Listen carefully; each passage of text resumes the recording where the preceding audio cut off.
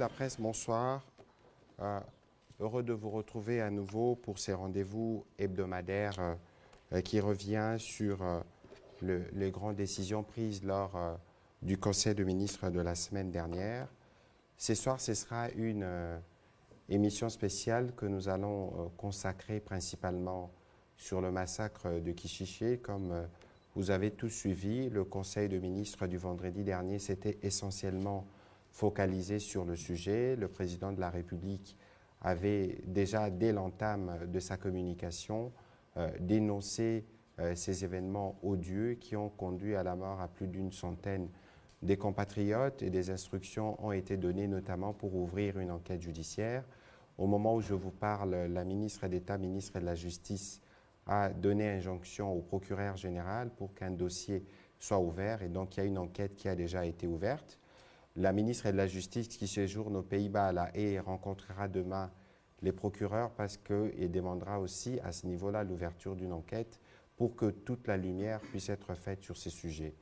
Aujourd'hui, c'est le jour où se termine aussi les deuils nationaux qui avaient été décrétés par le président de la République pour que toute la nation puisse être compatissant avec les familles de personnes qui ont été touchées, qui ont disparu.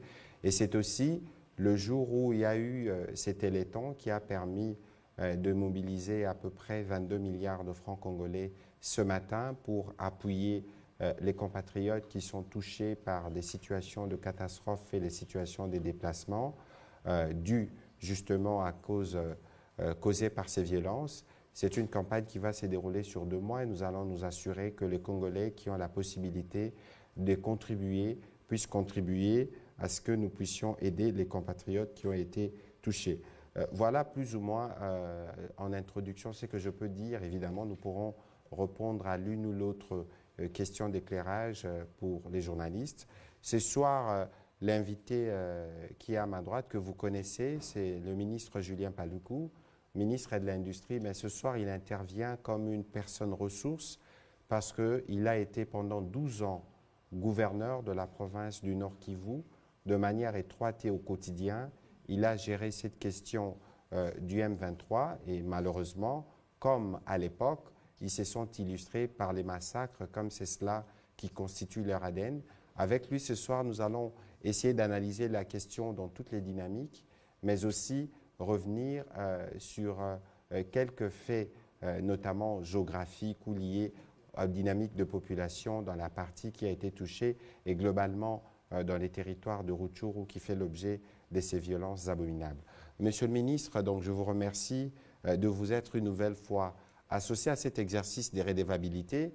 Je sais qu'il y avait un avion que vous deviez prendre en journée, mais vous le prendrez sûrement plus tard, mais parce qu'il y a un besoin d'apporter un éclairage sur ces sujets et parce que vous êtes la personne ressource, nous voulons ce soir que vous puissiez nous apporter votre part des lumières sur ces sujets pour que nous puissions comprendre le modus operandi et les motivations qui ont conduit à ces événements macabres. Vous avez la parole. Merci, chers collègues. Mesdames et messieurs de la presse, je voudrais commencer par exprimer toute ma compassion à la population de l'Est, et particulièrement du Nord Kivu, de Rutshuru, de Kichiché, qui est terrassé par ces actes ignobles que tout le monde sait. Mais pour la mémoire collective, je voudrais commencer par présenter les territoires de Rutshuru, parce que les gens se disent, mais Kichiché, c'est où? En fait, le territoire de Rutshuru, c'est l'un des 6 territoires de la province du Nord Kivu, qui a Walikale, Masisi, Nyiragongo, Rutshuru, Lubero et Beni, avec 3 villes bien évidemment, la ville de Goma, la ville de Butembo et la ville de Beni. J'ai d'ailleurs le privilège de diriger et le territoire de Lubero, et la ville de Butembo, et la ville de Beni, avant de diriger bien évidemment l'ensemble de la province du Nord Kivu. Et donc, ce territoire de Rutshuru, il est traversé par la route nationale numéro 2, et c'est lui qui abrite le parc national de Virunga, et c'est par lui qu'on passe lorsqu'on veut aller au nord, notamment à Butembo et à Beni. Il est situé à cheval entre l'Ouganda et le Rwanda, donc une partie du territoire de Rutshuru touche le Rwanda, une autre touche l'Ouganda. C'est ce qui fait que, effectivement, dans cette partie de la République, il peut y avoir des populations qui parlent à la fois la langue de l'Ouganda ou la langue du Rwanda, et ce qui ne pose pas de problème. Alors, comme vous voulez que je replace toute l'opinion dans le contexte, je vais brièvement parler de 3 axes. L'axe de la guerre, l'axe des accords et l'axe des massacres. En fait, comme tout le monde le sait, la République démocratique du Congo est victime depuis 1994, lorsqu'elle a accueilli ces milliers de réfugiés qui venaient du Rwanda, après que certains d'entre les Rwandais aient commis le génocide. Et donc, nous avons accueilli ces gens à Goma, en 1994, d'ailleurs j'étais présentement à Goma, et c'est depuis lors que nous avons connu des successions de guerres. Parce que 2 ans après, c'était la guerre de l'AFDEL en 1996. 2 ans plus tard, en 1998, c'était la guerre du RCD. 6 ans plus tard, en 2004, c'était la guerre de Gilles Moutebousi et Laurent Kunda à Bukavu. 2 ans plus tard, en 2006, c'était la création du CNDP, Congrès national pour la défense du peuple. 1 année plus tard, le CNDP recommence dans le Massissi en 2007. Là, je viens d'être élu gouverneur. Jusqu'au point où on est arrivé à la porte de Goma, c'était le 29 octobre 2008. Et cette guerre a fini par une négociation qui nous a conduits à Nairobi, mais en 2009, on a repris la guerre. En 2012, le mouvement s'est transformé à M23 et nous voici en 2022. C'est ça la succession des guerres que la région a connue. Alors, cette succession des guerres a amené souvent la République dans un état de faiblesse à l'époque à pouvoir se livrer à des négociations et des accords. C'est ainsi, par exemple, que déjà en 99-99, il y a l'accord de Lusaka. En 2002, il y a l'accord de Sun City. En 2008, maintenant, la RDC signe les actes d'engagement avec le CNDP et tous les groupes armés. C'était le 23 janvier 2008. Et finalement, le CNDP n'était pas satisfait, reprend la guerre en juillet de la même année, jusqu'à nous amener encore à un autre accord que nous sommes allés négocier à Nairobi, lorsque vous vous rappelez, Olusegun Obasanjo était désigné par les Nations Unies, et Benjamin Mkapa, l'ancien président tanzanien, était désigné par l'Union africaine pour nous amener effectivement, encore une fois, à signer avec ces rebelles, ce qui a fait que de tous ces accords-là, ils ont abouti par l'intégration de ces anciens rebelles au sein de notre armée. Et ça, ce sont des stratégies d'affaiblissement permanent de notre armée que nous avons connues de par l'histoire. Alors, on est revenu, après ces accords de 2009, encore une fois à la guerre, comme je l'ai dit, jusqu'à la capitulation du M23 en 2013. Mais de toutes ces périodes-là que je viens d'évoquer, c'est le 3e axe, c'est l'axe des massacres, ces gens n'ont cessé de commettre des massacres partout où ils sont passés. Vous vous rappelez les massacres de Kakobola, les massacres de Kasika, les massacres finalement de Kiwanja, c'est au nord Kivu, avec le CNDP, c'était dans la nuit du 4 au 5 novembre 2008, et ces massacres étaient pilotés par Bosco Ntaganda, qui était le chef d'état-major général du CNDP à l'époque, à la tête Laurent Kunda. Il y a eu 150 civils qui ont été tués à l'époque, dans la seule cité de Kiwanja. Et dans d'autres cités, il y avait des tueries ciblées, qui ciblaient les communautés, effectivement, du territoire de Rutshuru. Alors, revenons maintenant sur le dernier massacre de Kishiche.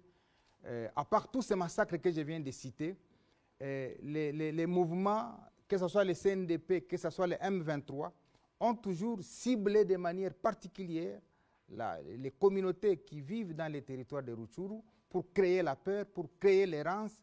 La preuve, c'est que tous les camps de déplacés que vous avez au nord Kivu, c'est des camps qui sont essentiellement peuplés par 1 ou 2 communautés seulement. Donc la stratégie, c'est de devoir éliminer une partie de la communauté de cet espace. C'est pourquoi nous avons à un moment donné communiqué sur la planification du génocide qui est en train de se faire sur les populations congolaises. Et donc Kishiché est une des localités situées à l'ouest du parc de Virunga, dans la chefferie de Bwito. Parce que la carte à côté, peut-être que je ne sais pas si on pourra avoir une vue. Oui, parce que le territoire de Rutshuru a des chefferies. Il y a la chefferie de Bwisha et la chefferie de Bwito. Maintenant, Kishiché se trouve effectivement dans cette chefferie de Bwito, où s'est commis les massacres. Et les dernières nouvelles que nous venons d'avoir tout à l'heure, c'est qu'il y a au total près de 270 civils qui ont été tués. Alors, les discours de Kigali, les discours particulièrement de Kagame, c'est de dire non, ce sont des FDLR qu'on est en train de tuer, ce sont les groupes armés, alors qu'à Kishiché, les gens qui ont été tués étaient dans une église adventiste, la plupart. Dans une église adventiste, je ne sais pas si ceux qui sont dans une église constituent des groupes armés. Donc, cette stratégie-là d'élimination sélective d'une communauté n'est pas loin, effectivement, de ce qui s'était passé au Rwanda lorsque une partie de la communauté avait été tuée. Et c'est pourquoi nous n'avons pas peur de dire qu'au stade actuel, c'est une planification du génocide sur les sols congolais qui est en train de faire. FDLR, c'est un ingrédient qu'utilise effectivement le régime rwandais pour survivre au niveau international. La preuve, c'est quoi? C'est que si vous voulez connaître l'âge de FDLR, il faut vous interroger sur l'âge du président Kagame. Parce qu'en 1990, il y avait deux armées en face. Il y avait le FPR, dans lequel était le président Kagame, et il y avait les Interahamwe, qui faisaient partie de l'armée de Habyarimana. Donc c'est ça l'âge moyen. L'âge moyen de ces gens-là, c'est celui-là, 60, 70 ans, 80 ans. Et donc continuer à mentir l'opinion que la RDC alimente les FDL pour attaquer le Rwanda, c'est tout simplement utiliser un argument qui est consommable au niveau international pour se faire une santé internationale. Sinon, il n'y a aucunement une politique de la RDC qui peut utiliser les vieilles gens de 60, 70, 80 ans pour penser que c'est cela qu'on peut organiser pour aller attaquer le Rwanda. Mais comme c'est une partie des génocidaires qui étaient restés au Congo et qui errent dans la forêt, si vous le voyez, c'est des vieilles gens qui vivent de la cueillette, de la chasse dans les forêts, qui ne peuvent constituer aucunement une menace. Alors, maintenant, la stratégie, c'est quoi? C'est de continuer à tirer sur cette fibre-là pour survivre, comme je l'ai dit, au niveau international, alors qu'il sait lui-même pertinemment bien qu'il n'y en a plus parce que du temps où j'ai été gouverneur, nous avons rapatrié des centaines et des centaines de combattants rwandais. Nous avons rapatrié des centaines et des centaines de réfugiés rwandais chez eux. Et les statistiques aujourd'hui démontrent qu'il ne reste plus qu'autour de 500 éléments combattants rwandais en République démocratique. 500, je vous donne les chiffres. Alors, maintenant, lui, il sait utiliser toujours des arguments et il sait s'attirer la sympathie de la communauté internationale en surfant sur le génocide qui a eu lieu effectivement au Rwanda. Alors que les FDLR que nous renvoyons au Rwanda, que nous avons renvoyés du temps où j'ai été gouverneur, la stratégie de Kigali, c'est de les réinjecter encore une fois au Congo par un phénomène que j'ai appelé le recyclage. Il fait le recyclage des FDLR, c'est-à-dire, une fois qu'on les a renvoyés et on les a enregistrés de manière biométrique, qu'est-ce que lui faisait? Il les renvoyait encore au Congo, parce que si le discours de FDLR est fini, lui aussi ne survit plus au niveau international. Et la MONUSCO et toutes les Nations Unies, à travers le HCR, savent qu'on a fait un enregistrement biométrique et des combattants rwandais et des réfugiés renvoyés à Kigali, et qu'on a retrouvé encore ces combattants rwandais sur le sol congolais, renvoyés par le gouvernement rwandais, et retrouvés parce qu'ils avaient été enregistrés de manière biométrique. Et donc c'est une stratégie qui a été montée pour aveugler la communauté internationale, et heureusement que la gouvernance actuelle est en train de découdre et de déconstruire tous ces mensonges qu'on a filtrés au niveau international. Et l'attraction de cette communauté internationale, il les fait par les passes qu'il fait à chaque fois qu'il y a des problèmes. Vous voyez, au Mozambique, il y a les djihadistes, par exemple, qui ont pris les gisements gaziers que Total allait exploiter avec un investissement de 20 milliards de dollars. Et qu'est-ce qu'il fait? Le président rwandais, il s'est dit prêt à envoyer les troupes rwandaises pour aller combattre les djihadistes, pour fermer la bouche aux Français. Et il fait de même pour la Centrafrique. Et partout, les Nations Unies ont besoin de troupes. Effectivement, Kigali déploie ses troupes pour fermer toute la bouche des Nations Unies. C'est ce qui a fait que même le secrétaire général des Nations Unies, lorsque lui a posé la question de savoir, ces armes-là viennent d'où? Il a été incapable de citer le Rwanda, parce que tout simplement, il s'est dit, mais en citant le Rwanda, peut-être qu'il va dire, je retire toutes mes troupes dans les missions onusiennes qui sont disséminées à travers le monde.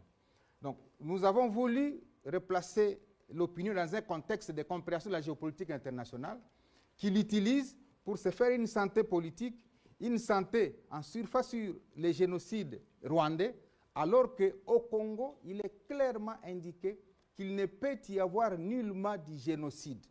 Et le discours que le président rwandais tient en disant que lui est le protecteur d'une communauté, c'est un discours qui vise effectivement à semer la haine pour exposer cette communauté-là partout où elle est. Alors que là où elle est, elle se considère comme ayant la nationalité du pays d'accueil. Maintenant, quand lui développe un discours pour dire qu'il est protecteur d'une communauté, c'est comme s'il est en train de dire au monde entier que ceux qui sont là-bas ne sont pas les vôtres, ils sont les miens. Donc, au contraire, au niveau international, celui qui développe un discours de haine, c'est le président rwandais qui veut semer la haine dans les communautés qui vivent paisiblement en RDC et partout ailleurs. La preuve, j'ai été gouverneur, j'ai eu des ministres de toutes les communautés et il ne s'est posé aucun problème entre les communautés, qu'elles soient minoritaires, qu'elles soient majoritaires. Et moi, j'ai toujours dit que la population congolaise est essentiellement un assemblage de minorités. Ce n'est pas comme au Rwanda où il y a deux ethnies et au Burundi, il y a deux ethnies. Si ce n'est pas l'une, c'est alors l'autre. Ce qui n'est pas le cas en RDC, c'est 450 ethnies. On ne peut pas dire qu'il y a un risque de génocide là où coexistent 450 ethnies. Donc, tous ces mensonges-là, nous devons maintenant les découdre à travers des communications internationales pour que les gens comprennent que, eh bien, on doit arriver à la fin d'aveugler cette communauté internationale par des arguments qui ne tiennent plus debout. FDLR, haine, tribal en RDC ou insertion des effets dans notre armée. Tous ces mensonges-là, nous voudrions que vous puissiez nous aider à les déconstruire parce que si vous faites la comparaison entre la gouvernance qui se passe au Rwanda et la gouvernance qui se passe en RDC, c'est le jour et la nuit. C'est le jour et la nuit. Là-bas, personne ne peut parler. La preuve, c'est qu'un musicien qui a seulement chanté pour une opinion qui a énervé le pouvoir de Kigali, il a été zigouillé tout de suite. Donc ça veut dire qu'on n'a pas de leçons à donner à la République démocratique du Congo par rapport à la gouvernance démocratique, par rapport aux questions de paix et de sécurité. C'est plutôt les gouvernants de la RDC qui, par des passerelles de paix qu'ils veulent construire, qui veulent que toutes les populations vivent ensemble, qui veulent que nous puissions asseoir la paix dans la région des Grands Lacs, quand d'autres veulent nous niveler vers le bas en perpétuant les conflits. La violence. Donc voilà brièvement ce que je peux donner comme introduction pour la compréhension générale de la problématique, en citant par quand même un point, c'est l'aspect économique de la guerre. Le Rwanda a été au Congo de 1998 en 2003 pendant 5 ans en créant les RCD au motif qu'ils venaient poursuivre les FDLR. Mais je l'ai dit, je crois les 2 août ici, en lieu et place de poursuivre les FDLR, il est sorti de la RDC comme premier producteur du coltan et des cassitérites. Est-ce que c'est le coltan et les cassitérites qui constituent les FDLR au Congo? Voilà la question. Deuxième chose, le 25 janvier 2009, l'armée rwandaise est entrée au Congo.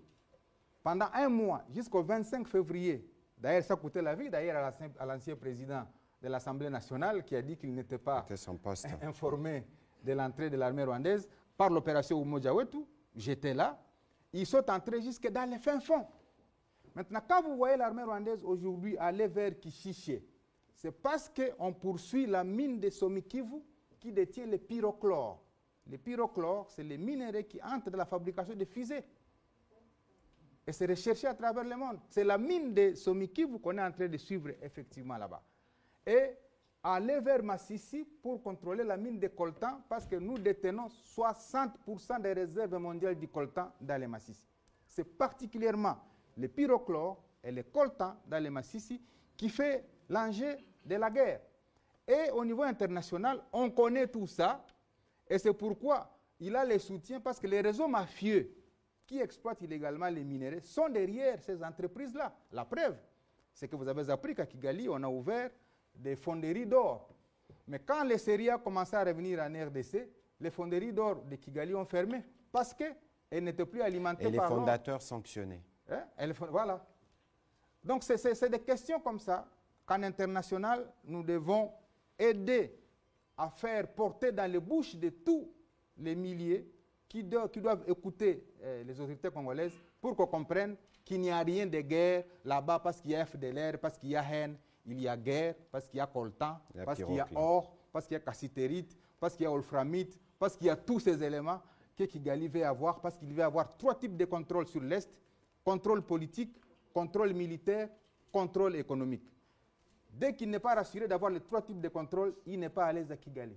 Et donc, les autorités congolaises doivent ouvrir l'œil et les bons, et c'est pourquoi on m'a invité pour que je restitue à l'opinion toutes ces informations-là à l'intention de la mémoire collective. Voilà, on a ouvert l'œil et les bons, et d'ailleurs, pour nous remettre justement dans le contexte dans lequel nous sommes, le président de la République a rencontré les jeunes le week-end dernier, où il leur a dit clairement que nous n'avons pas de problème avec les Rwandais ou les Rwandaises. Les problèmes, c'est le régime à la tête du pouvoir à Kigali qui n'a pour seul objectif que de s'aimer l'instabilité, la mort et la désolation à l'est de la République démocratique du Congo. En accord avec la technique, on peut réécouter les propos du président de la République. Ne haïssez pas les étrangers. Et d'ailleurs, à propos du Rwanda, ça ne sert à rien de regarder le Rwandais comme un ennemi. Non. C'est le régime rwandais avec Paul Kagame à sa tête qui est l'ennemi de la République démocratique du Congo. Les Rwandais et les Rwandaises sont nos frères et sœurs. Et d'ailleurs, ils ont besoin de notre aide parce qu'ils sont muselés. Ils ont besoin de notre aide pour se libérer. Ça n'a rien à voir avec ce que leurs dirigeants sont en train de leur imposer. Donc, ne les regardez pas comme des ennemis, mais comme des frères qui ont besoin de notre solidarité pour nous débarrasser et débarrasser l'Afrique de ce genre de dirigeants rétrogrades qui ramènent les méthodes des années 60 et des années 70. Alors qu'en Afrique, on avait décidé de mettre fin au bruit des armes. Si vous vous rappelez, ceux qui suivent un peu, c'était 2020, il fallait taire les armes en Afrique pour que l'Afrique passe à autre chose, comprenne qu'elle est la dernière de la classe dans le monde parce que, justement, à cause des guerres et des divisions, nous nous étions entendus comme ça. Malheureusement, ce n'est pas arrivé, on a dû encore prolonger, mais c'est à cause, justement, des dirigeants tels que Paul Kagame. Et il s'enorgueillit d'être un faiseur de guerre, un spécialiste dans la guerre. Il en est fier. Moi, à sa place, je me cacherais, j'aurais honte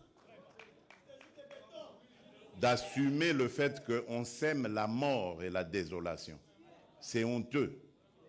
Et je dirais même diabolique. Nous n'allons pas manger de ce pain-là. Voilà, le président de la République l'a dit de manière claire. Tout à l'heure, j'ai reçu une dépêche, plutôt un message de l'ambassade américaine disant que le secrétaire d'État Blinken avait à nouveau appelé le président Kagame pour lui demander de cesser tout soutien au M23. Maintenant, le soutien apparaît comme né sur les visages et nous espérons qu'il respectera ce qu'on a souscrit tous au mini-sommet de Luanda. On va commencer la série de questions avec Madame Paulina Zidi.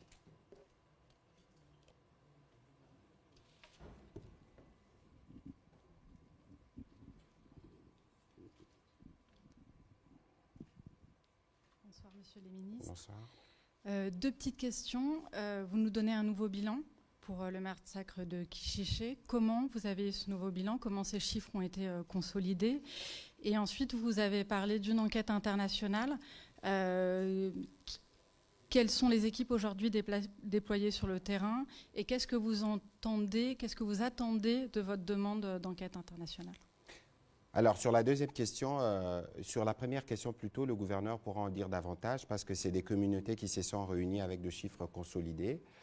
Sur la question de l'enquête, dès vendredi, la ministre d'État, ministre de la Justice, avait avait fait une injonction à l'auditeur général de l'armée pour ouvrir une enquête, ce qui a déjà été fait. Je crois savoir qu'au niveau de la MONUSCO, les services sont aussi mis à contribution.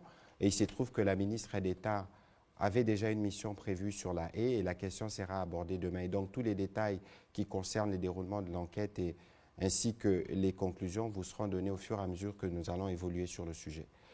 Monsieur le ministre, vous avez la parole. Oui, pour la première question, les Nord Kivu est organisé en différentes corporations. Il y a la société civile, il y a aussi ce qu'on appelle le Barza intercommunautaire. C'est une organisation qui regroupe toutes les communautés. Et donc, chaque communauté a pu recenser à travers les antennes qui sont à Kichiché et environ, le nombre de personnes qui sont mortes à l'intérieur de ce qu'on peut appeler sa caste sociologique. Je ne vais pas citer ici le nombre de morts par communauté, mais je voudrais vous dire qu'il y a une communauté qui a subi à elle seule plus de 105 personnes tuées à l'intérieur d'une seule communauté. C'est pourquoi on est en train de dire nous devons davantage nous demander s'il n'y a pas une planification du génocide qui est faite. Donc on a autour de 300 morts, des gens qui sont connus régulièrement, habitants de Kichiché, qui n'ont rien à voir avec FDLR, qui n'ont rien à voir avec Maïmaï, qui n'ont rien des habitants de cette partie de la République, et les chiffres ont été communiqués par la société civile et toutes les communautés au sein du Barza intercommunautaire réuni. Donc ce n'est pas des chiffres que nous sortons comme ça de l'imaginaire, comme les gens peuvent le croire. Donc vous pouvez communiquer sur ça et même citer que c'est venu de la bouche de Julien Paloukou.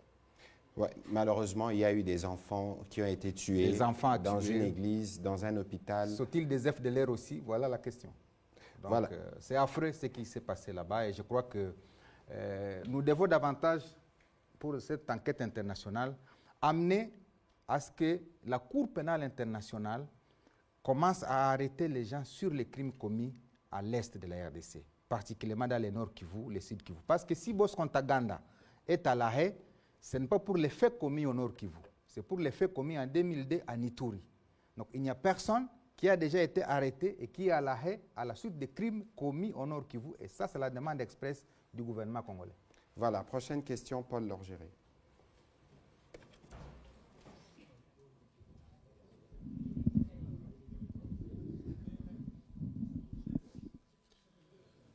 Monsieur le ministre de l'Industrie, bonsoir. Monsieur le ministre de la Communication, Paul Lorgerie, Reuters.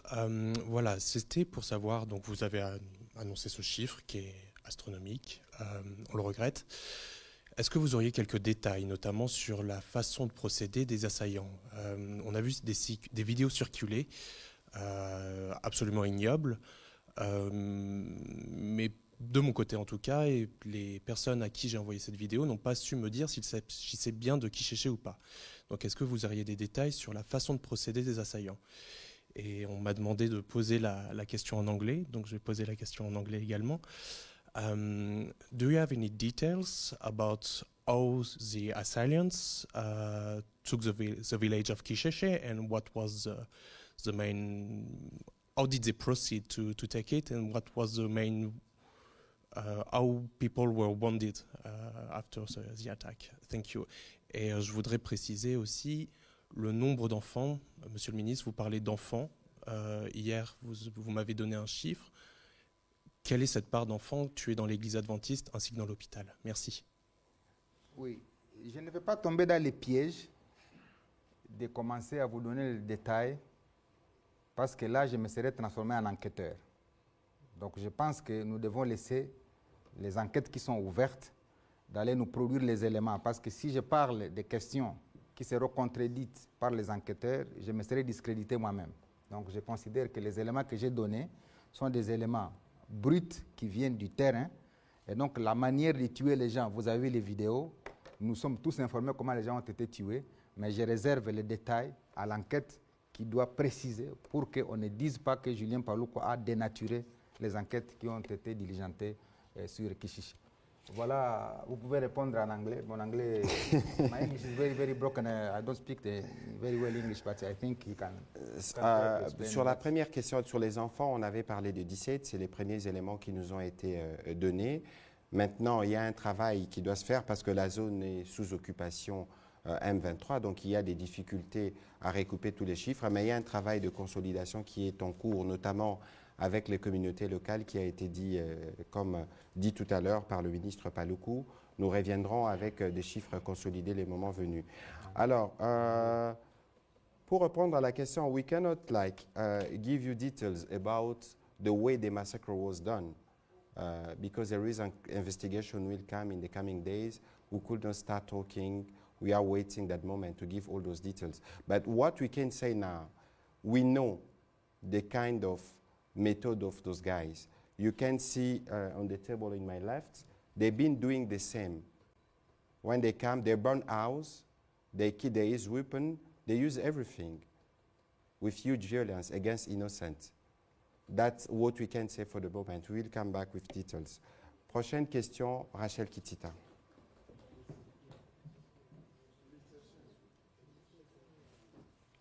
Ils sont surpris de vous parler en anglais.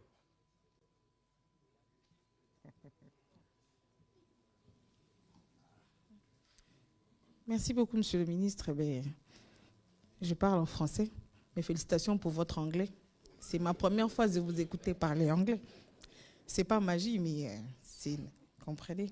Alors, vous parlez de l'enquête internationale. Vous savez qu'ici, au Congo, aujourd'hui, les Congolais sont très sceptiques par rapport à cette communauté internationale qui est accusée de complicité et d'hypocrisie par rapport à la situation sécuritaire dans l'Est. Est-ce que l'élément confiance dans cette enquête qui va bénéficier de l'expertise de la communauté internationale, vous le placez où, monsieur le ministre, quand on sait qu'aujourd'hui, les Congolais demandent à ce que la République démocratique du Congo se retire des instances, des institutions internationales et même de rapidité ou de précipiter le départ de la MONUSCO. Une question d'actualité au ministre Patrick Mouyaya, c'est en rapport avec les assises de Nairobi. C'était en principe aujourd'hui que devaient se clôturer donc ces discussions. On en est où et quelles en sont les grandes conclusions? Voilà, je répondrai après le collègue Paluku. Oui, l'hypocrisie et la complicité internationale sont l'œuvre de la désinformation. C'est-à-dire, lorsque la communauté, pendant tout ce temps, n'a été nourrie que par les discours de Kagame, génocide, haine tribale, évidemment, elle ne pouvait que s'aligner sur ce que lui veut. C'est pourquoi vous nous voyez, nous sommes dans tous les salons en international où nous sommes envoyés pour parler de la question de la RDC. D'ailleurs, je me rappelle qu'à Niamey, lors du sommet sur l'industrialisation, je ne sais pas si vous avez suivi, moi-même, j'ai présenté les rapports sur les stratégies d'industrialiser l'Afrique et nous étions avec les collègues Jean-Lucien Boussa qui, comme moi je présidais la réunion des conseils des ministres, je ne pouvais pas en même temps parler, c'est lui qui a pris la parole pour tirer directement sur le président parce qu'effectivement c'est lui qui présidait la réunion à l'absence de Macky Sall. Et donc c'est là où j'ai dit, nous n'avons pas de raison de nous retirer des organisations internationales, au contraire, nous devons profiter des espaces en international pour faire porter la voix de la RDC, comme les autres l'ont fait. Ils ne sont nourris que de ça pour construire l'image qu'ils ont aujourd'hui. Et donc ces espaces-là sont importants pour devoir expliquer à la face du monde ce que sont devenus les drames en RDC. Nous sommes à plus de 10 millions de morts, c'est 10 fois plus que les morts du génocide rwandais, mais personne n'en parle en international. Et donc il faudrait que les Congolais, tous comme un seul homme, puissent porter la voix de ces 10 millions de morts, des types de massacres qui ont été commis. J'ai cité Kasika, Kakobola, Tingi, aujourd'hui Kishiche, Tamugenga, Rugari, Bunagana. Tous ces espaces-là ont connu des massacres des populations. Et évidemment, au niveau du ministère de la Justice, on est en train de documenter tout cela pour que désormais il y ait un dossier solide qui soit envoyé au niveau de la Cour pénale internationale. Parce que l'impunité fait qu'il y ait ces guerres cycliques qui reviennent. Parce que ce sont les mêmes acteurs, Bosco Ntaganda, Makenga, Laurent Kunda, Ngarouye, ce sont les mêmes noms qui reviennent parce que jamais un seul ou deux d'entre eux n'ont été sanctionnés. Donc je crois que c'est pour nous l'occasion de briser cette hypocrisie internationale, de briser cette complicité internationale en donnant la vraie information de ce qui se passe sur le terrain. Alors, s'il faut compléter le collègue Paluku sur le sujet, hier vous avez suivi la marche des chrétiens catholiques à travers le pays. Ils sont revenus sur le même message. Lorsque vous voyez un mal et que vous ne les dénoncez pas, vous êtes complice. Et c'est l'essence de l'interpellation que nous faisons à ceux que nous considérons comme de partenaires. Aujourd'hui, il y a des rapports. Vous avez suivi qu'il y avait un rapport du groupe d'experts des Nations Unies. Il y a les propos qui ont été tenus par le secrétaire général des Nations Unies lui-même en disant que les M23 s'est comporté comme une armée régulière. À la question de savoir qui arme les M23, d'où viennent ces armes, il a dit que ces armes viennent de quelque part. Aujourd'hui, tous les services de sécurité des pays occidentaux sont au courant que le Rwanda est en République démocratique du Congo. Il est important qu'ils soient en mesure de dénoncer non seulement cette agression, mais aussi de tirer les conséquences. Donc les Congolais sont en droit légitime de le regarder de manière singulière parce que lorsque vous vous dites que vous êtes des amis, lorsqu'il y a des situations de ce genre, vous devez être en mesure de dire le mal là où il est et être en mesure de tirer les conséquences. Nous apprécions la clarté de la position américaine qui a été réitérée aujourd'hui et nous espérons que tous les autres pays emboîteront le pas pour que nous puissions au moins avoir une même vue sur celui qui est coupable et voir les conséquences qu'il faut tirer pour amener la paix. À votre question sur les discussions de Nairobi, les discussions devaient se clôturer aujourd'hui, mais finalement elles seront clôturées demain parce qu'il y a eu quelques soucis logistiques, quelques problèmes logistiques qui ont été posés à la facilitation et le président Kenyatta a décidé qu'en attendant de régler ces problèmes liés principalement à la motivation ou au déplacement de certains participants, que la clôture se fasse demain. On va prendre la question de Dieu merci, Lusakumunu de Top Congo.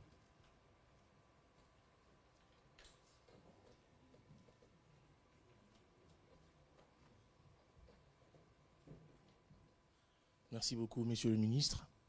Ma question, je ne sais pas à qui l'adresser parce que ça concerne le gouvernement, mais j'aimerais l'adresser particulièrement au ministre Paluku. Vous avez été gouverneur pendant longtemps dans le Nord Kivu.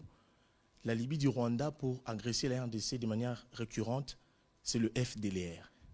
Mais dans les discussions aujourd'hui, Kinshasa ne présente pas des solutions pour que, ne fût-ce que ces 500 hommes, ces 500 combattants qui restent, puissent aussi quitter le territoire congolais et qu'enfin, Kigali ne trouve plus d'alibi pour tout le temps violer les territoires congolais. Quelles sont les solutions que propose Kinshasa pour que finalement, on ne parle plus du FDLR? Avant que le gouverneur ne vous donne des éléments, mais je veux vous renvoyer. Le ministre, excusez-moi. Bon, ministre, gouverneur, honorable. Voilà. Je vous renvoie à la feuille de route de Luanda. Vous trouverez la réponse. Vous trouverez la réponse parce qu'il a été convenu qu'il y a des réfugiés de part et d'autre, ces réfugiés devaient revenir, et que c'est un travail qui devait se faire notamment avec les HR. Mais il s'observe un phénomène, et les ministres gouverneurs vont embrayer davantage sur le sujet, que les mêmes FDLR sont recyclés. Moi, je me souviens que lorsque nous étions en juin de l'année dernière à Goma, avec des officiers qui encadraient la visite du président Kagame, un de nos officiers a reconnu un élément FDLR qui avait été rapatrié au Rwanda, qui a été réintégré dans l'armée. Et donc voilà, comme on l'a dit, c'est un prétexte. Et d'ailleurs, le communiqué qui est sorti du département d'État aujourd'hui, on ne mentionne plus la question des FDLR parce que c'était une forme d'incohérence. À chaque fois qu'on parle du M23, on veut ressortir la question des FDLR. Les FDLR, c'est un facteur d'insécurité d'abord pour les Congolais. Et les FDLR, 28 ans plus tard, comme le ministre Paluku l'expliquait tout à l'heure, mais ils ont 60 ans, ceux-là. Et après, lorsqu'on dit, bon, après, ils répandent une idéologie génocidaire, mais c'est qui le chef des FDLR connu? Est-ce qu'aujourd'hui, ils sont en capacité de mettre en insécurité le Rwanda? Aujourd'hui, nous, le M23, c'est un groupe terroriste qui a été ressuscité dans les seuls objectifs de s'aimer la terreur et d'occuper une partie de la République démocratique du Congo. Cela doit être bien clair. Monsieur le ministre. Oui, je voudrais passer par un raisonnement par analogie. Lorsque le président rwandais parle de FDLR, il faut seulement que l'opinion se pose une seule question. Quelle est la localité rwandaise qui a déjà été occupée par les FDLR, même pendant 2 minutes, pour qu'on dise que les FDLR constituent une menace? Donc c'est vous dire, c'est comme un épouvantail. Quand vous avez un champ de riz, vous y mettez des épouvantails pour les secouer et faire fuir les oiseaux. C'est en fait ça. C'est ce que représentent les FDLR aujourd'hui. Les combattants et les réfugiés ont été littéralement rapatriés chez eux. Jusqu'au point où Kigali voulait évoquer ce qu'on appelle la clause de cessation du statut des réfugiés. Pour ceux qui connaissent en droit international, la Convention de Genève de 1951 permet au pays d'invoquer la clause de cessation du statut des réfugiés pour dire que si pendant une période les gens ne rentrent pas dans leur pays, ils cessent d'avoir le statut de réfugiés dans les pays d'accueil. Et nous, à l'époque, nous avons été en Afrique du Sud à l'époque pour ne pas évoquer cette clause de cessation parce que c'était une ruse que voulaient utiliser, encore une fois, les Rwandais pour laisser les résiduels qui sont encore en RDC comme des populations congolaises. Donc la RDC n'a jamais évoqué la clause de cessation du statut des réfugiés qui est dans la Convention de Genève de 1951. Donc c'est pour vous dire que parmi les solutions, effectivement, il faut qu'on communique davantage sur des chiffres devenus minimes des FDLR. Et les Nations Unies elles-mêmes ont reconnu qu'il n'y a pas plus que 500 éléments qui errent à gauche, à droite, pour lesquels, d'ailleurs, à un moment donné, on l'avait relocalisé à Kisangani, avec l'objectif de devoir les amener dans un pays qui peut les recevoir momentanément avant de rentrer chez eux. D'autres disent, comme nous, on a toujours été poussés au dialogue chaque jour avec nos groupes armés, mais si parmi ces groupes qui sont au Congo, il y en a qui demandent qu'ils parlent au gouvernement de Kigali, il faut que la communauté internationale, à un moment donné aussi, ouvre cette passerelle de dialogue entre Kigali et ses concitoyens. Parce que ces réfugiés, ces Rwandais ne sont pas des Congolais. Ce sont des Rwandais. Il ne faut pas que Kagame commence à les rejeter comme si ce sont des populations congolaises dont il veut se débarrasser. Il doit comprendre que c'est des populations rwandaises qui doivent rentrer chez lui. Et lui, comme chef du Rwanda, doit les accueillir. Donc, cette stratégie de chercher toujours à laisser les Rwandais en RDC, il veut la maintenir en international et nous, comme gouvernement, effectivement, on est en train de se battre pour que tous ceux qui restent là puissent être rapatriés chez eux. Et la grande stratégie du président de la République, c'est de construire ce système de défense pour que des aventures ne puissent plus durer dans les années qui suivent. Parce que lorsque Kigali saura que dans les 24 heures de l'attaque d'une portion du territoire de la RDC, eh bien, dans les 24 heures, les troupes congolaises peuvent se retrouver à Kigali. Ce sera le jour où la guerre prendra fin dans la région de Grand Lac. Voilà, on va prendre la dernière série des questions parce qu'il y a le match qui commence à 20h. Madame Ekambo, Paul Matendo, Blaise Zainda, Beaka Bangé, Prince Mayon. Il y aura une question en Swahili pour le ministre Paluku. Alors, s'il vous plaît, une question, comme ça nous permet de gérer minutieusement le temps. Merci, Excellence. Je vais poser ma question d'abord au ministre de l'Industrie, ministre Julien Paluku. Je pense qu'il est temps, comme vous le dites ici, de marteler sur le fait qu'il n'existe plus des FDLR. Alors, je veux savoir quand même, pour que l'opinion comprenne, ils sont arrivés à combien en 1994, ils étaient à combien? Parce qu'aujourd'hui, ils sont à 500, ils n'existent même plus, puisque ce sont de vieilles personnes. Donc, le ministre l'a dit aussi, le ministre de la Communication l'a dit aussi, qu'ils n'ont aucune capacité de nuisance. Mais ils étaient à combien au départ? Et pour le ministre de la Communication, hier, sur toute l'étendue du territoire, il y a eu ces marches, les marches des fidèles catholiques qui ont répondu à l'appel de la SENCO, des pères de l'Église. Et il y a eu des messages très forts. On a souligné la complicité de la communauté internationale et les départs parmi les décisions qu'ils ont portées à l'endroit de la population, c'était les départs immédiats de la MONUSCO. Est-ce que vous adhérez à ces décisions et qu'est-ce que le gouvernement congolais dit? Merci. On va prendre la prochaine question. On répondra à la fin, comme ça on fait une économie de temps. Merci beaucoup, Monsieur le Ministre. C'est Paul Matendo, Radio Okapi.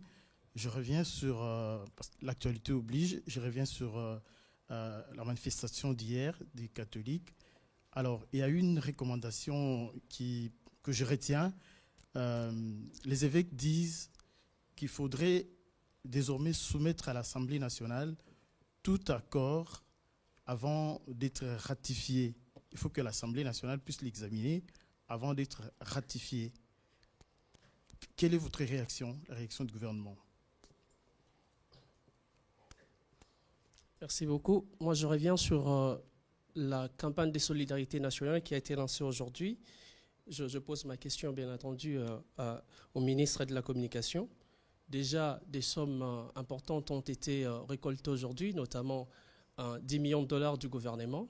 Et les ministres qui ont été présents à cette activité ont aussi contribué à hauteur de 400 millions de francs congolais.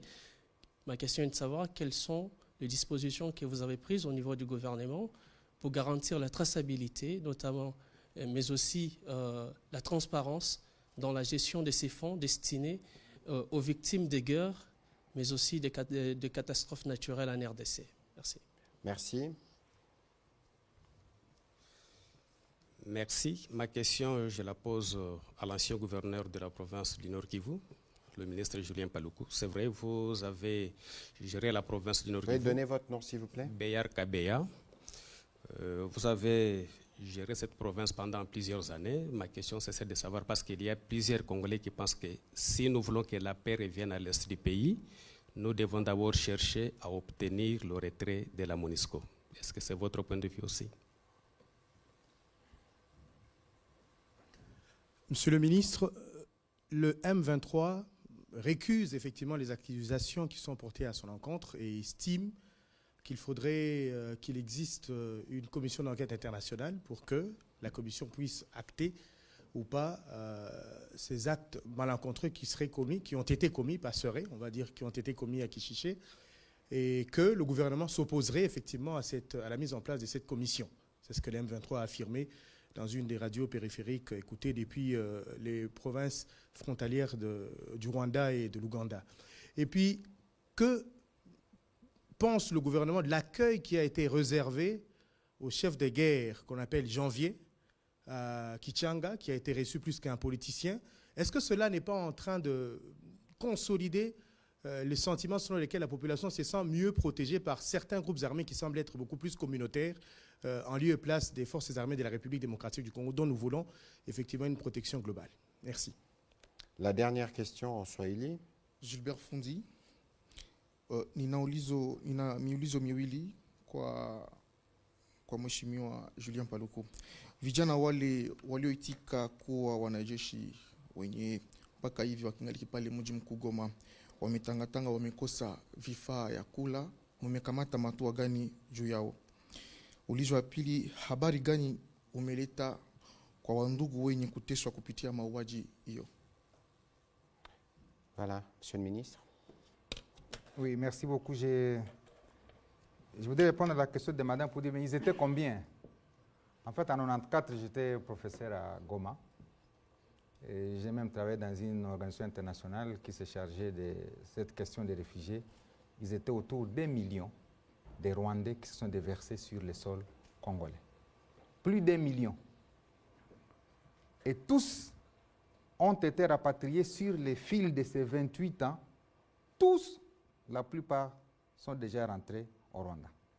Alors, il faut faire la distinction maintenant entre les réfugiés et les combattants. C'est-à-dire les réfugiés, ce sont ceux qui ne portent pas d'armes, tandis que les combattants, c'est des anciens militaires de l'armée rwandaise. Et j'ai même mis à vous le dire que, en fait, le président Kagame utilise la ruse pour connaître l'âge des FDLR, il faut connaître l'âge du président Kagame. Et là, vous avez la réponse, tout de suite. À ce moment-là, vous saurez les types de gens qui peuvent escalader les montagnes pour aller combattre. C'est la seule comparaison qu'on puisse faire pour faire comprendre aux gens qu'il n'y en a plus. Les 5 ça dont on parle, et les enquêtes l'ont confirmé, c'est effectivement des vieilles gens qui vivent dans les forêts de Massissi, peut-être Walikale, qui vivent, comme je le disais, misérablement, qui ne peuvent même pas un seul instant prendre un seul centimètre carré du Rwanda. Et donc, ce que le gouvernement congolais doit faire, c'est de faire un appel à tous ces combattants résiduels qui sont encore dans les forêts congolaises, de manière à les amener effectivement chez eux. Je sais que nous qui avions grandi au village, nous faisions souvent des jets dans les forêts avec des lianes, comme balançoire. Et quand vous vous accrochez sur une liane, ça vous projette et vous revenez. En fait, la liane pour Kagame, c'est le FDLR. Parce qu'à l'époque, si on coupe la liane, vous tombez. Et la stratégie du président Kagame, c'est effectivement la liane sur laquelle il s'accroche s'appelle FDLR. Alors, quand nous voulons couper la liane, il se rend compte qu'il va tomber. Et donc, il fait tout pour que la liane ne soit pas coupée. C'est comme ça qu'il nourrit un discours FDLR dans tous les salons en international. C'est ça le seul discours qu'il nourrit. Et donc, je pense que nous devons désormais maintenant communiquer sur les chiffres aujourd'hui des combattants qui restent en RDC ne dépassent pas 500. On pourra communiquer dessus dans le détail dans les jours qui viennent. Alors, je pense que la plupart des questions... Maintenant, vous dites quel est mon point de vue sur le retrait de la MONUSCO. Je n'ai pas de point de vue personnel, parce que le gouvernement s'est déjà prononcé, je suis aussi membre du gouvernement, c'est que le gouvernement s'est prononcé sur la stratégie de retrait anticipé. Ça, c'est le gouvernement congolais. Et je crois qu'une équipe avait déjà été mise en place pour commencer à réfléchir sur la manière dont cela devra se passer. Donc, laissons les équipes qui ont été mises en place devoir nous décrire ou nous donner le calendrier qui a été consensuellement retenu. Sur cette question spécifiquement, oui. Le président de la République avait donné un horizon à New York. Il intervenait, je pense, sur RFI France 24, où il disait que la MONUSCO devrait partir après les élections de 2024. Et au moment où nous parlons, il y a le gouvernement qui travaille avec les Nations Unies, justement, sur les jalons, donc les 18 jalons qui permettent de préparer ces retraits progressifs. Et nous devons nous tenir compte de notre opinion qui s'est manifestée, qui a manifesté son hostilité vis-à-vis de la MONUSCO en demandant clairement son départ. Et donc ici, dans les jours qui viennent, dans quelques jours, il y aura une discussion sur le nouveau mandat de la MONUSCO. Le gouvernement sera représenté par les ministres des Affaires étrangères qui aura l'occasion de donner notre position. Mais ici, il faut noter que lorsqu'une mission est là depuis 20 ans et lorsque la population qui est censée protéger ne se sent plus rassurée par sa présence, ça ne sert à rien d'insister. Il y a par contre des tâches qui ont été dévolues aux Nations Unies, à la MONUSCO, après les mini-sommets de Luanda, qui devront être prises en compte et être réorientées dans le processus de désarmement ou dans des tâches qui sont, ou peut-être qu'il faut aller vers une mission plus offensive. C'est des pistes de réflexion. Vous avez suivi le Premier ministre belge, par exemple, dire que la mission en l'état actuel ne peut plus continuer, et c'est de notre avis aussi. Donc sur ces sujets, nous aurons l'occasion de revenir dessus dès qu'on aura fini les débats sur la prochaine résolution concernant la MONUSCO. Vous pouvez continuer. Alors la question de Blaise, c'est que les M23 pensent que le gouvernement n'est pas prêt à une mission internationale. Vous savez, si nous commençons à accéder aux demandes et aux sollicitations du M23, c'est comme si on a consacré qu'il gère déjà un territoire à lui. Et ça, c'est très dangereux. Voilà pourquoi on ne peut pas commencer à discuter des propositions qui sont faites par les M23, parce que là, ils se prendraient comme à égalité avec le gouvernement sur un territoire qui prend une partie du territoire de Rutshuru. Donc je crois que nous devons être prudents comme gouvernement et on n'a pas peur qu'une enquête soit faite et ils savent ce qu'ils ont fait là-bas. Je crois que vous avez même suivi comment, constatant que les drames étaient graves, ils ont commencé à rassembler des populations pour faire des enterrements dans des fosses communes. Et je crois que les enquêtes vont devoir se pencher sur toutes ces questions parce que ces populations, la plupart d'entre elles, ont été enterrées dans des fosses communes. Si eux savaient que c'est des FDLR, devaient-ils se soucier de leur enterrement? Donc je crois que ce sont des questions comme ça qui révèlent effectivement qu'il y a eu massacre des populations au point où ils ont mobilisé les gens pour des enterrements collectifs dans des fosses communes. Parce qu'ils se sont rendus compte effectivement de la dangerosité. Et comme les corps ne pourrissent pas, je crois à l'espace de la récupération de cet espace-là, on va encore retrouver ces fosses communes dans Kichiche et alentour.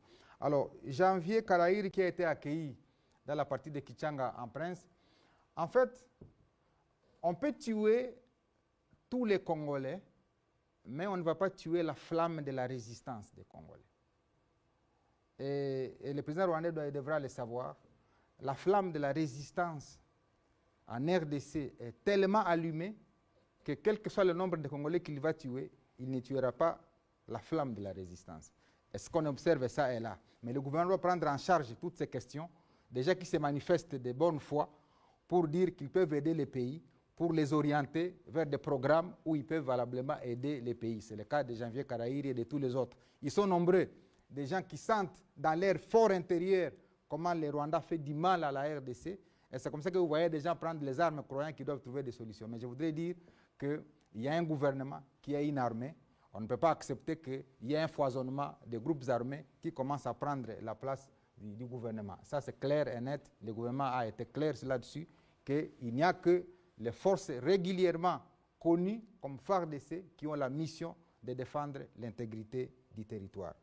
Kwa ndugu fundi anasema vijana ambao wamekubali kuingia katika jeshi, mbona sasa wanakawia, bado serikali haijawasukuma kwenye mafunzo ya kwao. Nitakueleza ya kwamba waziri ambaye anahusika na mambo ya ulinzi ni yeye ambaye amekamata mpango ili wale vijana wote, iwe wasichana ambao wamekubali kuingia katika jeshi, wao na uhakika ya kwamba wote wataweza kusukumwa kwenye makao ambao watafunzwa ili walete ujuzi wao katika jeshi la kwetu. Unajua hapo awali walikuwa wakituma watu sijue Kitona, Kamina na sehemu zingine, lakini serikali imekamata hatua ya kuanza kufunza vijana mahali ambapo wanatoka ili tuwe na uhakika ya kwamba katika miezi 3 ama 6 tupate jeshi ya kuenea. Hapa sitataja matayarisho ambayo serikali inafanya, sababu kuna jeshi wengi ambao wako katika kampi wakifunzwa kabisa vizuri sana. Kwa siku zijazo nawaza Kongo itakuwa na jeshi kubwa sana ambayo itakuwa na vifaa, na yule ambaye atajaribu tena kusumbua Kongo ataona ile ambao wanasema cha mtema kuni. Nawaza ni kitu ambacho ni lazima tuzungumzie, kuweza kuhakikisha kwamba serikali inajitahidi kwa kuweza kuchunga maeneo yote ya Kongo, na isije ikafikia hata siku moja wazo ya nchi jirani kuwaza kama inaweza kuingia katika nchi yetu ya Kongo. Habari ambayo tunayo kwa wale ambao wanateseka sehemu za Ruchuru, Kanyaruchinya ni kwamba mmeona tayari serikali imeweza kufungua mfuko wa fedha, na leo tumepata karibu dola milioni 11 ambayo tayari watu wameweza kupana kwa ajili ya kuweza kuhudumia wakaaji, wakimbizi na hasa jeshi ambao pia wana lazima ya huduma ili kazi ambao wanaifanya waifanye kwa manufaa na kwa mafaa ya Kongo nzima. Asante. Voilà, je veux rebondir sur ce que disait le ministre Paluku, parce qu'il parlait de justement un message aux réfugiés, de l'assistance qui doit leur être apportée, de la collecte qui a eu lieu ce matin. Il y a eu la question de Prince Maïro. Je pense que dans la cérémonie d'aujourd'hui, tout y était. Le gouvernement a donné sa contribution, le membre du gouvernement qui était en souscrit pour commencer, et les fonds ont été directement remis à celui qui est chargé de la coordination de la caisse qui a été créée pour gérer la situation de catastrophe. Des dispositions ont été prises notamment avec l'inspection générale de finances pour s'assurer de la transparence et de la traçabilité. Et d'ailleurs, c'est l'occasion de rappeler que les Téléthons ont commencé Aujourd'hui, c'était les lancements. C'est une campagne qui va durer 2 mois. Je demanderai aux équipes de la télévision nationale de continuer à partager les détails qui permettront aux Congolais, partout où ils se trouvent, d'exprimer leur sentiment de solidarité. Alors, sur la question de Blaise Zaïnda, il faut savoir que le problème sécuritaire à l'Est est complexe et il existe depuis une vingtaine d'années. Mais jamais on n'a été dans une fenêtre aussi proche de la sortie, ne fût-ce qu'en termes de volonté politique exprimée, d'engagement des acteurs. Je crois que si les Rwandais ont ressuscité les M23, c'est justement parce qu'ils ont vu qu'il y avait une perspective de retour à la paix, de retour à la normale, qu'ils ont voulu perturber tous les processus. Parce qu'en réalité, s'il n'y avait pas cette agression rwandaise, on aurait peut-être déjà fini de discuter avec les groupes armés. Tous, vous avez suivi plus ou moins dans quel climat les discussions se sont déroulées à Nairobi. Tous se sont accordés sur un certain nombre de choses.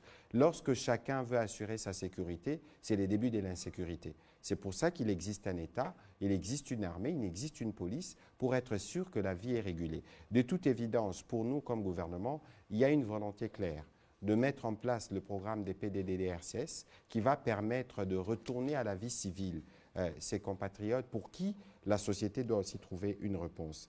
À la question de Mme Ekambo sur les départs immédiats de la MONUSCO, je pense qu'il y a une réponse qui a été donnée ici. Même quand on divorce de manière civilisée. Ici, il y a une volonté claire exprimée par le gouvernement congolais, mais il y a une volonté, j'oublie l'expression qui dit la voix du peuple, c'est la loi suprême. Les peuples du Kivu se sont exprimés majoritairement pour les départs de la MONUSCO. Nous étions dans un plan de retrait qu'on a décidé de raccourcir parce qu'il faut être sûr que nous restons en phase avec nos populations. Mais ici, il faut fermer une mission qui compte 13 000 personnes.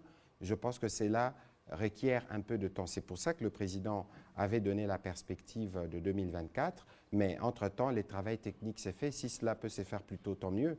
Mais l'idée ici, c'est d'être sûr que la MONUSCO parte et qu'elle parte dans des bonnes conditions. Alors, sur l'hypocrisie de la communauté internationale, je l'ai dit tout à l'heure, les prêtres qui sont nos encadreurs spirituels le voient, et eux davantage d'ailleurs, parce que lorsque vous voyez le mal que vous ne dénoncez pas, vous êtes complice du mal. Vous ne pouvez pas être partenaire de la République démocratique du Congo très engagé et être insensible à toutes ces vagues de souffrances qui sévissent à l'est de la République démocratique du Congo, et ça dure depuis 25 ans. Pour ce qui concerne, vous avez par exemple à Kishiché, les compatriotes qui ont été tués méritent au moins une sépulture. Et nous allons travailler pour être sûrs qu'après les enquêtes, qu'on soit en mesure de réserver des obsèques dignes à ces compatriotes parce qu'ils n'ont rien fait. Et ceux qui sont nos partenaires, je pense qu'il y a un message de la population congolaise à capter. On ne va pas faire le procès sur leur attitude en fonction de leurs intérêts, mais il est important d'écouter l'opinion publique congolaise et d'y réserver des réponses sans embâche parce que le drame continue. Sur la question de Paul Matendo, je pense qu'ici, il y a... j'ai jamais vu, moi, depuis des longues années, une telle unité sur ce qui concerne la défense de la patrie. Je crois que la mobilisation de tous les Congolais de tous les bords est claire à ces sujets. Autant la mobilisation est claire, il faut la capter, autant nous devons être sûrs que chacun dans le rôle qui est le sien agit en fonction des intérêts de la communauté. Les propositions qui ont été faites par les évêques, nous les avons enregistrées, nous y répondrons de manière progressive parce que je sais que le fond de votre question, c'est la question de forces régionales. Les forces régionales, c'est une solution provisoire parce que c'est des forces qui viennent en appui aux forces armées de la République démocratique du Congo parce qu'il est aussi question de gérer les menaces communes. Je pense qu'ici, on a parlé des lois de programmation, on a parlé des réformes de l'armée. Dès que les choses évolueront de manière positive, nous serons sûrs que ces choses ne se reproduisent pas parce que c'est aussi cela l'un des points qui fait qu'aujourd'hui, les gens se sentent en insécurité lorsqu'on parle, par exemple, de la présence de certains pays dans la force, au sein de la force régionale. Et donc, c'est des messages que nous avons captés pour lesquels nous allons apporter des réponses. Je pense, Monsieur le Ministre, que nous avons répondu à toutes les questions qui nous ont été posées. Et je voudrais peut-être, en une seconde, vous donner la parole pour conclure cet échange. Oui, moi, je pense que ce qui s'est passé à Rutshuru, c'est un drame. c'est un crime de guerre, c'est un crime contre l'humanité, parce qu'il y a même des camps de déplacés qui ont été littéralement détruits par des miliciens, disons, de la coalition RDF et M23. Or, détruire un camp de déplacés est un crime de guerre, en même temps un crime contre l'humanité, parce que cette humanité-là est violée. Deux, ce qui se passe n'est pas loin d'une planification d'un génocide au Congo, parce que des ethnies sont visées, les personnes sont tuées à cause de leur appartenance ethnique. Et ça devrait faire l'objet des enquêtes au niveau international. 3, il faudra qu'on retienne que ce qui se passe à l'Est, c'est une guerre économique, parce que c'est le coltan qui est visé, c'est la cassitérite qui est visée, c'est l'or qui est visé, c'est le pyrochlore de la mine de Somikivu qui est visé, ce qui justifie la progression de l'armée rwandaise vers Kishishe, parce que c'est pour aller contrôler cette mine de la Somikivu pour y extraire le pyrochlore. Il faut que toute l'opinion le sache, qu'il n'y a pas de problème de haine ethnique en RDC, il n'y a pas de discours contre une communauté en RDC, c'est des ingrédients utilisés par le régime de Kigali pour survivre en international. Et donc l'ambition du gouvernement, c'est de couper cette liane sur laquelle le président Kagame s'est toujours accroché pour avoir un discours international, pour que finalement EFDLR et tous les autres disparaissent, parce que le chef de l'État tient que nous puissions vivre en paix dans la région des Grands Lacs. Vous avez suivi que le président de la République a clairement indiqué que la RDC n'a pas de problème avec les populations rwandaises, la RDC a des problèmes avec le régime de Kigali, qui s'est constitué ici en terroriste dans la région, en se nourrissant des sangs des Congolais pour survivre à l'international. Et je voudrais lancer le dernier message à la communauté internationale. Il faut que la communauté internationale cesse de servir celui qui se nourrit du sang congolais par les entreprises meurtrières qu'il pilote à travers ces terroristes de M23. Si la communauté internationale, les États-Unis, la France, la Belgique, l'Union européenne veulent la paix dans la région des Grands Lacs, eh bien, c'est le temps de soutenir le gouvernement congolais dans sa démarche d'asseoir définitivement la paix dans cette région des Grands Lacs. Voilà, on va terminer en disant qu'il est important que le Rwanda fasse sa part dans ce qui a été convenu au mini-sommet de Luanda, parce que c'est la boussole régionale. Il y aura une évaluation qui est prévue dans les prochains jours à Bujumbura, et que l'option de la force est l'option qui arrivera contre les M23. Je veux revenir, tout à l'heure, on m'a renvoyé l'expression « les saluts du peuple et la loi suprême ». Voilà. Et c'est sur ça que nous travaillons, et c'est ce qui nous guide.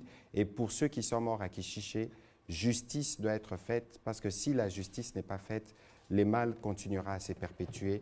Merci et bonne soirée chez vous.